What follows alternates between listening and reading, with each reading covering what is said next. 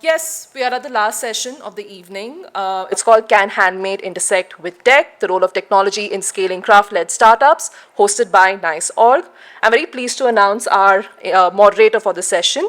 He has 16 years of experience across equity investment and entrepreneurship.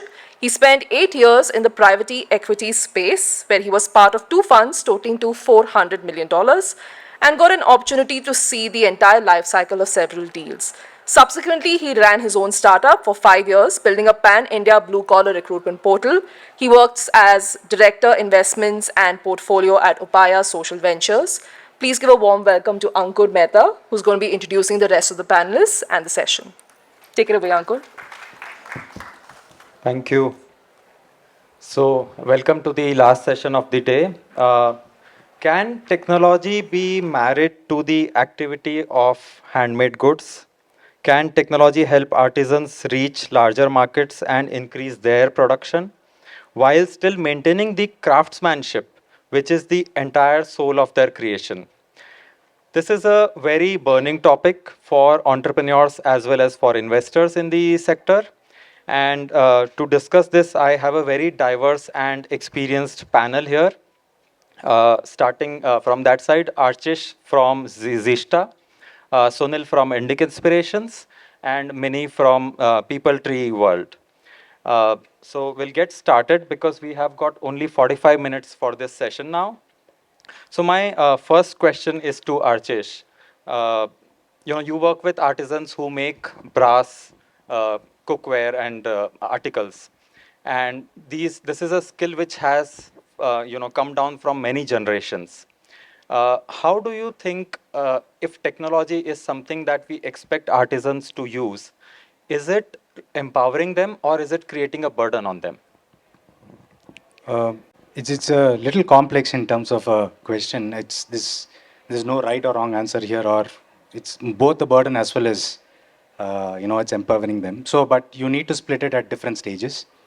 Let's look at it from their craft making process itself.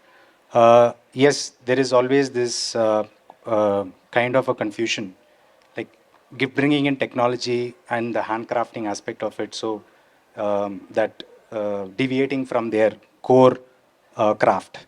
But there are certain amount of automations and certain amount of technology that helps them to increase their productivity, but also the quality of craft that is that they propagate. And also the second part is also in terms of market access. So there is technology, there is social media that has enabled them to reach out to customers, because for a lot of time our artisans have no idea who the end consumer is, and they just make the products. And in a lot of places, with the kind of clusters whom we work with, they're just laborers. They are considered as laborers. They won't be treated as artisans. So but for us they are artisans, because the kind of craft and the kind of work that they do, it's something that needs years of skill. But within the community they will be just laborers, they're just paid.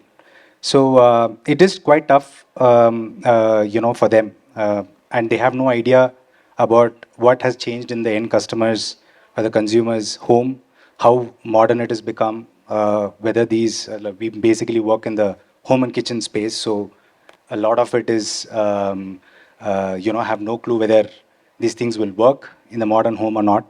So social media has given them access to information, and also the aesthetics and the current sensibilities of the modern consumer.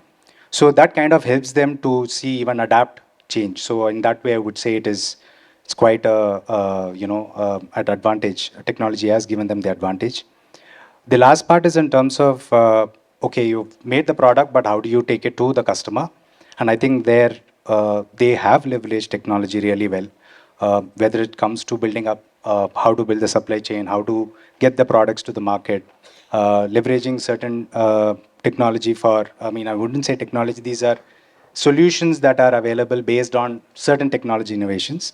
So adoption of this has helped them in a great way to reach out to the market. So I would say on the craft side, still the verdict is out. We don't know how it will help, how it will not help, but at least reaching the market and also understanding the end consumer, it has helped a lot for them. Thank you so much for that. If you could just spend 1 minute introducing yourself and your company, that would be great. Yeah. Yeah, so my name is Archish. I am one of the co-founders of Zishta. We believe in bringing back our grandmother's home and that's the core philosophy. So we work with traditional craftsmen across the country with more than about 500 plus artisans now from about 14 states who make these traditional home and kitchen products like cast iron, clay, bronze, brass, copper. And these craftsmen have been making these products for like what we have documented at least for 8, 10 generations. So this is our core business, and we have our own website where we do online as well as we have two retail stores, one in Bangalore and one in Chennai. So, many you have been working with artisans for so many years. And over all these years, how have you seen artisans, adopting to technology? Have you seen those changes? And the second part of the question is for the entrepreneurs in the room, what are the nuances that they need to keep in mind while expecting artisans to adopt technology? And you can start with your introduction. Right. So I'm Minnie, and I'm the co-founder of People Tree Ventures, People Tree World, actually, where we are working with artisans and taking their work to the world. Um, the idea, I mean, just to give you a little bit of a background of where we are. So we spent about 5 to 6 years on the ground researching and documenting a lot of India's history through our platform Live History India, which is now People Tree Stories. And in the search for the stories behind some of these arts and crafts, we came across myriad different artisans with different kinds of problems. And what we realized was that the pain points for the artisan or the reasons behind why the handcrafted industry is where it is very, very layered. So my first response to your question on technology, and we can talk about this as we go along, but my first response is that, when you're talking about a universe of 200 million artisans, we cannot use a single brush stroke to say how are they technologically walking up the value chain or adapting or adopting technology, because you're talking about a universe out there of people at different stages of exposure, at different stages of their own being. So I think what you have to do as an entrepreneur is first is understand that no one solution is going to fit everybody. Each cluster that we work with, each artisan has its own problem, has its own issues, and has its own opportunities and intervention possibilities. So what we have realized is that it's much better to look at an internal benchmark of where these artisans are, at what level they are, and customize interventions for them. Customize it. Now, at scale, you might say that, is it possible to do so? But I do think it is, because the first step of this digital introduction is already happening. Willy-nilly, we see it all over the place because everybody's on their mobile phones. So they're already very, very savvy as far as connectivity is concerned. But I feel that the opportunity is immense. So from being able to access dashboards where they can look at what customers are doing, get insights into what they should be producing, to actually connecting with global marketplaces, that's a big, big opportunity that there is. And that's what we are cashing in on. So, just a follow-up question on that. When you see them adopting technology, do you see a difference because of their gender, because of their age, because of the location they are in? Of course, if anybody working in the craft sector will tell you that there are certain regions and states which are very mature as far as crafts are concerned. They're very savvy. There are certain states which are still, or certain communities and regions which are still catching up. There are certain regions and communities which are undiscovered. So India is actually so diverse and so completely different. You can't really say that Gujarat is the same as Manipur. I mean, they're two totally different regions, two totally different levels of problems and where interventions can happen. So I do feel that one thing that we can do is get the best practices from one region and try and see how we can help everybody doesn't have to reinvent the wheel. So what are the best practices? What are the things that we can learn from one community and take to the other? What are the best practices globally that are being followed? I think that layering of technology really helps us. And what also helps us is the fact that we have a very diverse team, and that's very consciously done. So we have a team that has come together from different areas, different sectors. And that was consciously done because we believe that we need to look at scale not as an unsurmountable challenge, which nobody has done in the sector, to look at scale as, hey, it's available, great opportunity, how do we get it? You know? And that becomes the exciting part of the journey. So I'm very excited about the road ahead because I feel that every problem is actually a great opportunity. And it's the way you see a glass half full or half empty. And I do believe that we couldn't have been in a better place in a better time. Because from a technological point of view, I mean, I experienced that when we set up our first platform on Indian history, which is Live History India, where suddenly, with just the power of storytelling, at our peak, we were touching 3 million people a month across the world. Geography was not a constraint. I mean, we could go anywhere and people would know us. And I feel the same thing is being done with People Tree and Crafts because we are getting buyers from across the world.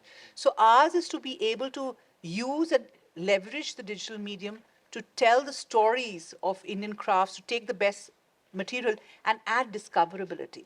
And I think, you know, we also must see craftsmen as entrepreneurs. They are people who are carrying forward a legacy, and many of them are proud to take it forward with a little bit of opportunity, a little bit of insights, a little bit of help. You know, they'd be partners with you. So I think it's a very exciting stage that we are in. Right, great. Next, I move on to hardware technology. So, Sunil, this is for you. We all understand that if the traditional craft-led businesses have to succeed, they have to keep innovating, they have to be functional, as was pointed out in the earlier panels also.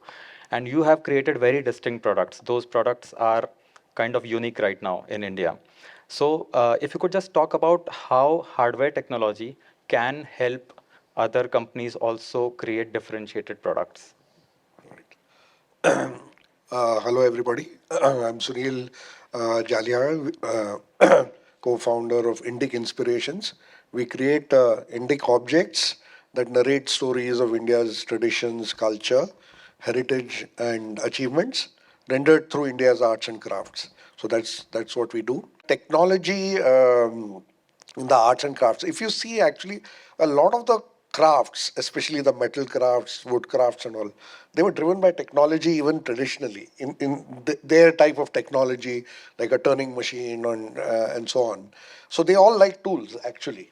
If you split, let's say, a craft business, the front end, um, where a lot of technologies are now available that Mini also talked about. So right from how you present your products, then the whole digital marketing stuff, and payments, right, is kind of being enabled, has been enabled by technology. If you take the products, products and packaging. Also, there have been a lot of interventions that have taught artisans to use technology. And like I said, since they make things, any interventions to help them make it better, actually they adopt it quite easily. Yeah. And third is the logistics part. That also they've learned to use technology in terms of how they dispatch products. They've learned to create a product label and things like that. I think I was earlier in the day I was talking to somebody who was talking about ONDC, right? So I was asking them, do you have a WhatsApp interface for ONDC? Because most artisans are almost natural WhatsApp guys because it's very easy for them to send a photograph and a price. Yeah, they don't even have to type like an email, some form a sentence and so on. Yeah. Now coming to the last bit of the question that you had. So in product development, there are lots of tools available now. So our designers work with some kind of a designer that the artisan has. Okay, like some, we work with artisans from Moradabad. So third generation artisan who studied at UID is a designer, and he loves to do new things, and he's using all the latest tools, right? Or we work with some organizations who are working with, let's say, the Chanpatna craft. Uh, we had them make a ISRO rocket uh, with the Chanpatna craft. Then the younger people suddenly got interested because now they were looking at a drawing, and they had the opportunity to create a rocket. Yeah. So introducing technology into the crafts will also bring in the next generation. So one is of course earning and all that will happen, but you have to make it interesting for them. So they have to make products. For example, just the choice of our content is very technology centric. We went and signed up with ISRO and said we want to narrate your stories and we want to make your objects. So we've got 70 different objects, scale models of almost every mission or every rocket and Chandrayaan, Mangalyaan and so on, done by artisans with brass, right? Done by artisans in aluminum. And they need to understand a drawing, right? The drawing of the rocket. And there's a lot of prototyping that happens. So we've introduced them, and some of them already knew it, to 3D printing, for example. Yeah, 3D printing as the first prototype. Yeah, you first make a prototype, first the model, in fact. So some of them make it by hand, and then it's converted into a model, and then you do 3D printing to create a prototype. Then it's converted into the traditional manufacturing process, right? So, absolutely, artisans have taken to a lot of these technologies quite easily. At heart, many of them are engineers and designers. So definitely they like this, and in fact, a technology like 3D printing has brought down the time in prototyping, for example, right? And it's introduced them to a lot of tools. So definitely, product development itself and technology interventions will themselves help revive a craft. Got it. Follow-up question on that. So when we talk to companies, what we hear from them is that there are master artisans, there are artisans. One of the differentiating factors or one of the qualifying factors for somebody to become a master artisan is somebody who understands technology, somebody who can at least, run WhatsApp. Is that something you also have seen on in your It's the business? older people who are the master artisans, and the younger people are the ones who adopt technology.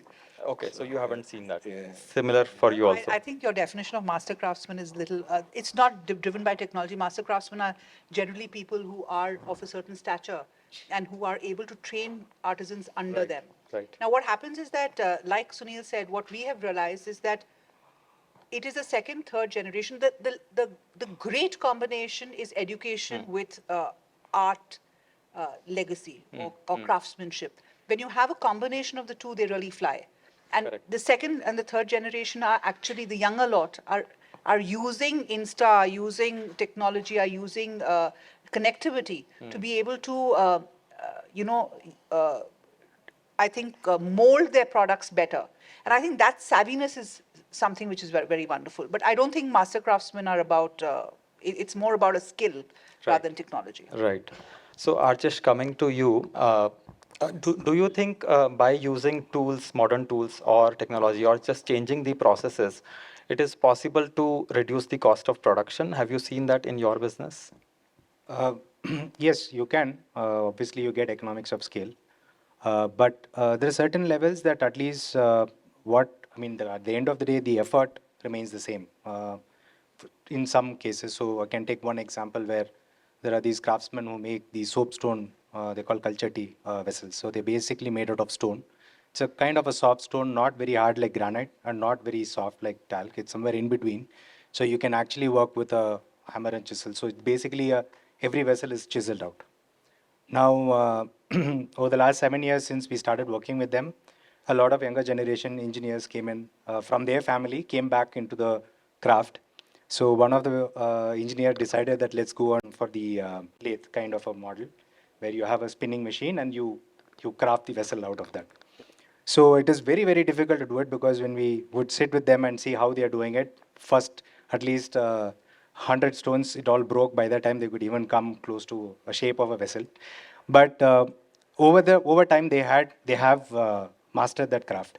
And a lot of, obviously, still the older generation still carves it out, but the younger generation have gone ahead and started making it using these machines. So a lot more people, because of its ease of use, they have started adopting it.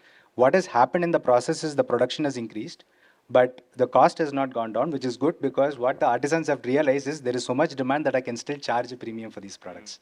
So that again is because of technology access and seeing customers. So they have not reduced the cost, but what they've done, they've increased the production. So somewhere it helps, and at the end of the day, it benefits them. I have a differing point actually. We as a company don't work on anything that is machine made. So we encourage people and we want to encourage handcraft work. And we realize that where the technology can help is at the design, at the access, at the marketing, at the marketability, but not where you are taking away a skill, Right. which is a legacy, which is an art, and making it mechanized through technology. I mean, that's not something that I think is good for the industry, because what it is doing is it's killing the traditional craftsmanship. And we need to celebrate the craftsmanship, because the craftsman is an artist. You can't ask an artist to get a digital print. As simple as Correct. that. Yeah, that exactly is the topic. Can handmade and technology go together? uh, yeah, so now this is something which most of the non-tech founders wonder about when they start their company. How much should be the involvement of technology in our business model? And some of them start with a lot of technology involvement, but then they realize that it's not what it should be, and then they make it very operational heavy. On the other hand, some people start with no technology, but then they realize it's not scaling up, and then they introduce that. I mean, if your journey, if you could tell us about, like, what would be your suggestion to people? How should they think about building the tech stack? Okay, without getting into As they technicalities, go. I think technology is an enabler. What does technology do? It allows you to quickly access information, data, markets, make it seamless, make the whole operation seamless. And that's what technology does for us. When you say that you can't scale without technology, so one of the reasons we actually went looking for funding and raised funds was because we realized very early in our journey that just looking at artisans and operating the way we were would not allow us to get any impact on the artisan's life, because we will be really only helping them get their next meal or the next month's money. If we really want to materially make a difference in their life, we have to use technology to empower them, to be able to scale the business. So I think for us, technology is creating a stable network where the market can be, customers can buy in seamlessly. It's looking at the best practices of large technology firms like Amazon, like Flipkart, and using that template for crafts. We've always seen crafts as as a side, not a mainstream, which I have a problem with. I think crafts is a mainstream. We should not look at it as it's a cottage industry, so it needs little funding, no technology. It is more about the heart, about volunteerism. It's about love and fresh air. It is not. The only way we can make an impact on our craftsman's life is to really make sure that today he earns 100, tomorrow he earns a 200. By next year, he knows that this money is going to only get better. And all he has to do is concentrate on the finesse of his work. And there will be a buyer who is willing to pay top dollar for his product because it is appreciated. And that is how youngsters will come back to the field. Because today it's easier to be a Swiggy delivery person than really try and struggle like your father has struggled to make. I mean, we've seen looms in Kanchipuram, for instance, which is such a big cotton center. No looms are, I mean, very few looms are there. The sons want to go through an ITI and go and become a BPO center worker or electrician. Why would they struggle the way their father has struggled? There's no security of job. There is no security of income. What we need to do, and that's where technology can be a huge. It'll allow us to leapfrog. You know, and we need to take lessons from mainstream and stop looking at crafts as this substream of goodness. It's really, and if we can't make a difference in the artisan's life, how are we going to have these arts survive? Yeah, I completely agree on that. Sunil, now you have spent a lot of years in the IT industry. Now, this is a very tactical question. For founders who are not from technology background, how should they go about it? Like, should they outsource it? Should they have their own in-house team? What are the stages that you will suggest? I think a lot of these choices have become much easier than even people who were in technology just a few years ago. So things on the cloud, for example, right? So you don't have to install anything, you don't have to take care of anything, you don't need a server in your office anymore, and all of that. So it's made it much easier for non-technical people to use technology. Typically, in the tech world, there's a build versus buy decision, right? Now, you don't need to build a lot of things, especially around IT. It's just there. You just sign up and kind of get started. So a lot of it will be much easier, and it's become much more user friendly for people to just get started quickly and use software. And my advice would be to not go overboard on day one and, let's say, integrate 10 different applications. As you need them, you kind of integrate. For example, if you're on Shopify, you might just start with just a front end and, let's say, payments integrated. Then you want to integrate something around product reviews and customer care and all of that. So you kind of grow things as you need them. And it's become much easier to do that now. Earlier, you had to buy, like, let's say, a SAP system that had everything, and you use like 5% of it. So it's become much, much easier and much cheaper because you can also literally pay per use. Yeah. So it's almost become natural. All they have to do is search for, okay, how do I, solve this problem? Now I need to introduce customer care. So how do I do it? Yeah. So even like somebody with 2-3 years experience in IT and IT support can manage a lot of the things these days. Archish, you spoke about technology being used at the front end. I just want to, like, for the benefit of the entrepreneurs in the room, if you could just talk about your sales strategy so far, online versus offline, what has worked for you? You would have gone through many experiments. Uh, how do you see it going forward also? What do you want to focus on? So when we started in a car garage. So that was just a small space that we got. So over the years we started, and it all started slowly. Took part in events and programs, Ota from Your Tota and all those things, so that slowly start getting connected with customers. So online and offline, my this thing is online gives you a lot of visibility, but you spend a lot of money and you don't know where that money goes. For one, you will burn a lot of cash. But there is then you need to build proper supply chain for in terms of, I mean, everything is available. It's just plug and play. You need to have the right partners so that you are able to pack, ship, do everything from your side. Offline gives you margins if you own it yourself. We have two of our own stores, so gives you much more profitability running offline stores. But yes, obviously you spend a little bit on marketing and some social media activities, so to get customers to walk in. So yeah, we've seen offline to give you better, and I feel that even a lot of companies that have, I would say, not in this space, but even commercial companies who've just started online have also now adopted some amount of brick and mortar model. So you would find First Cry started off only as an online space, and now First Cry has got a lot of stores because they do see value of stores. So I think it's a good mix and depends on your products and where your customers are. So that again is a determinant. I mean, if your customers are, if you are going to be predominantly focused on, let's say, international customers, then there's no point opening up a store here. So again, depends on where the customers are and your products and what you want to store. And I think generally I feel that a good mix of both online and offline helps. Having some offline presence helps a lot, especially from your inventory movement perspective. What are the platforms that have worked for you?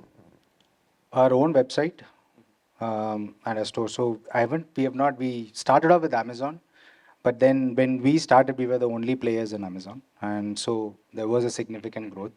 But Amazon, obviously, once Amazon sees some category growing, they would love to bring as many players into the category as possible. So they will go out of their way to make sure that they get as many other suppliers who can play in that space. So obviously, when you get competition, and by that time we had our own website, and with limited resources that we have, we started focusing on the website than on Amazon, and so that Amazon kind of went on. But right now it's just our own website and the two retail stores. That's all. We're there on Amazon, but not very focused. Got it. So I've been told that 5:15 is our hard stop, and we want to keep at least 10 minutes for the audience Q&A. So just one last rapid fire question.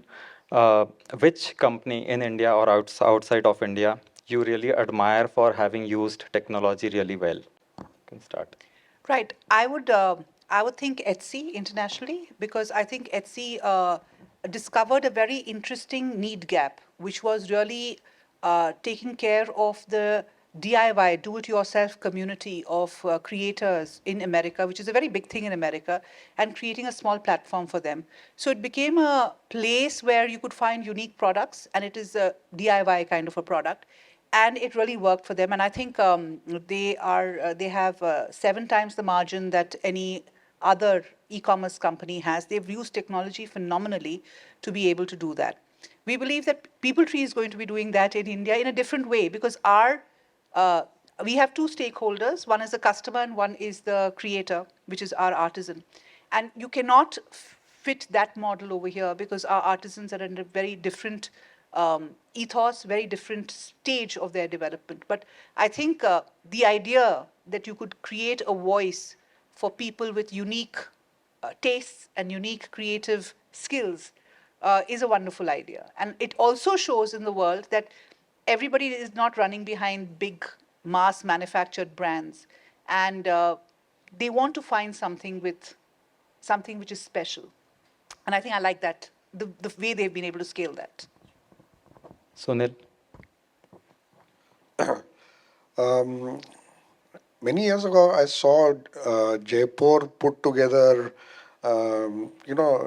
like a nice aggregation model, and they brought in a lot of the crafts and quickly kind of made them available online. I saw that being done pretty well, and if I were to take a brand in India that has created some kind of identity for kind of crafts or more, let's say, for fabrics and all that, would be Fab India, which created that concept that there's a lot of cloth made in India and fabrics and clothes that people can buy.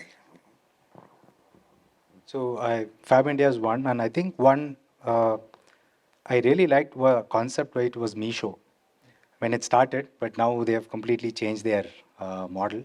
But the initial concept was really powerful with leveraging technology and how they are bringing in different sellers in different parts of the country with the buyers, and that's something that I really like. But unfortunately they have changed their model right now. Great. So we'll open it for questions and answers, but I'll just like to summarize what we've discussed so far. So technology can enable great scaling up of businesses. There is a huge opportunity, and even on the artisan side, we have seen that uh, it is possible to bring in the newer generations if we can use technology in a very nuanced manner. There are layers which we need to understand. There are so many artisans, so many different locations, so many cultures, so we need to be very mindful of that. What we also learned is that hardware technology is something that can help reduce the cost of production, but at the same time, we should not lose the handmade, the skill of that which is the essence of what we're talking about. What we've also learned is that Sunil has been able to use it very effectively to create new kinds of products, and artisans who were not trained in that kind of craft have also been able to migrate to that. So yeah, I think these were all great takeaways, and we'll just open it for questions and answers. How technology should not interfere the actual process of craftsmanship.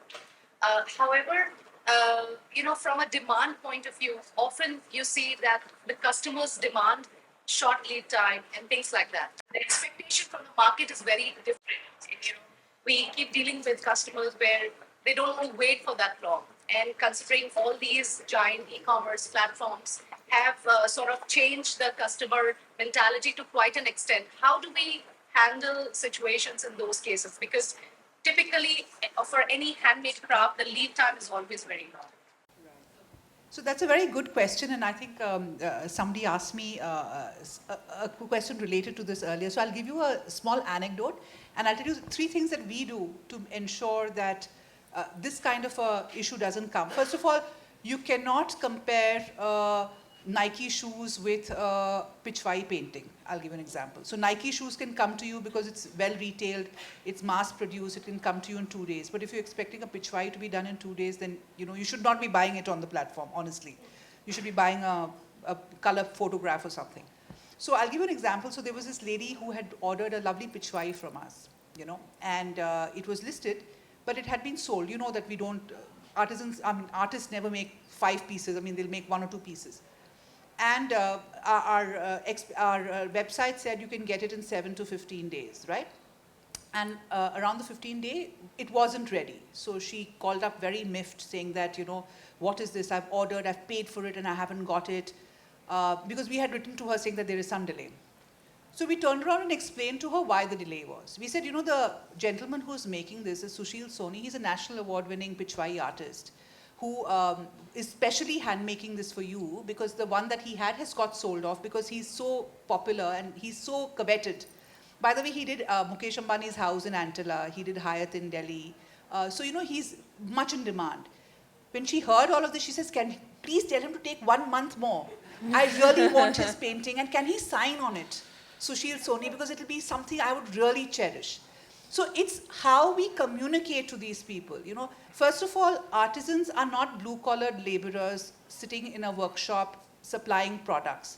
They are crafters, okay? And they have to be reasonable, okay? So there has to be some structure in the whole thing. So the 3 layers that we use is, first, we are very clear that this particular product is going to be handmade, so it will take anywhere between 10 to 15 days. If in the 10 to 15 days it's not being ready, we tell them that, hey, there might be a delay, because, and there's always, like Himachal had floods just now, we had some material coming from there, it's got delay. So there is a reason for it. Nobody's doing it because of the lack of interest in doing it.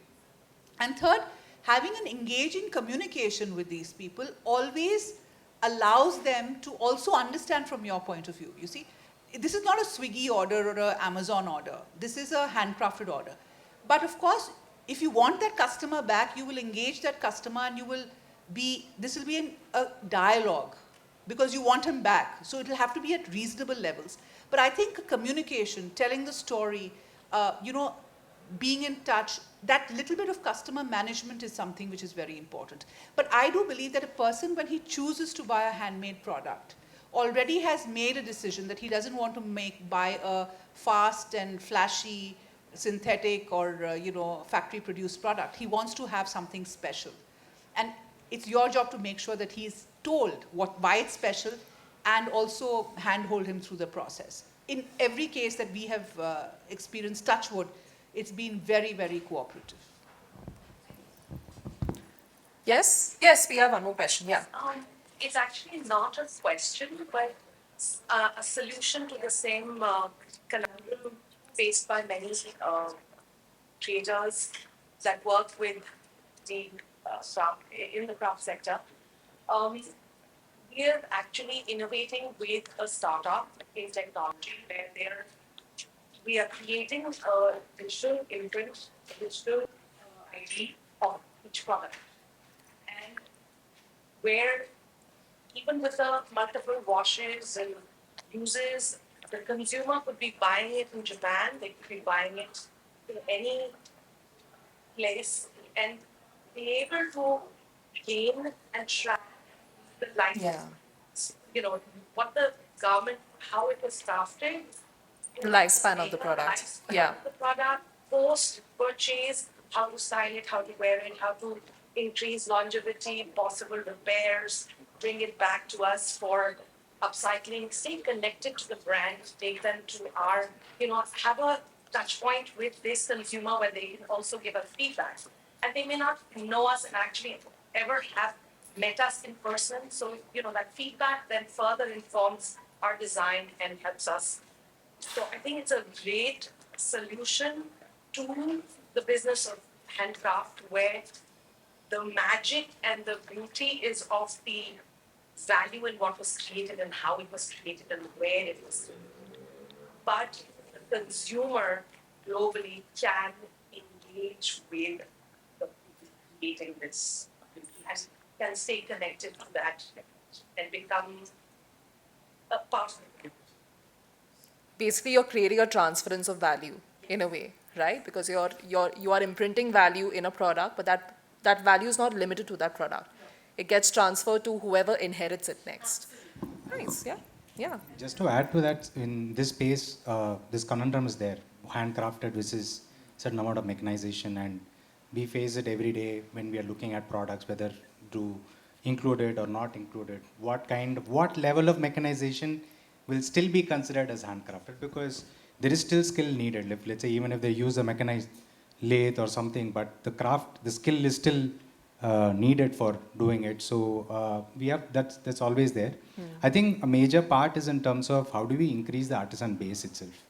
I think where we continue to be a little bit more myopic in thinking of the next generation getting involved in it, but why should they? My point is, why should they? Because, I'm not doing what my dad did. I'm doing something else, and why should they do it? One is obviously, let's use technology to make their lives better. So maybe, yes, they still feel the need, and obviously we should open it up, which is such a caste-driven kind of a concept. We should open it up. We should make it a lot more accessible using technology for anyone else to see the value and say, hey, I would love to do this. I mean, they should see it as a vocation to take it up.